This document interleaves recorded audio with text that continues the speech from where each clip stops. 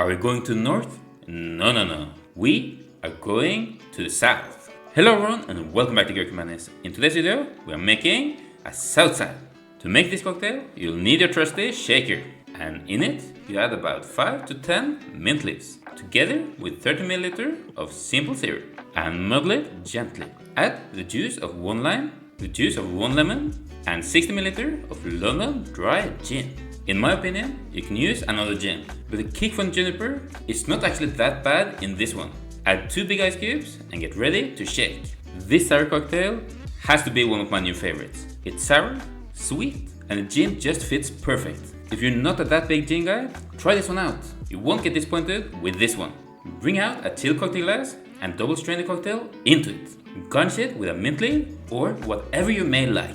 And there you go, a perfect Southside for everyone. Thank you so much for watching this video and see you guys in another video tomorrow.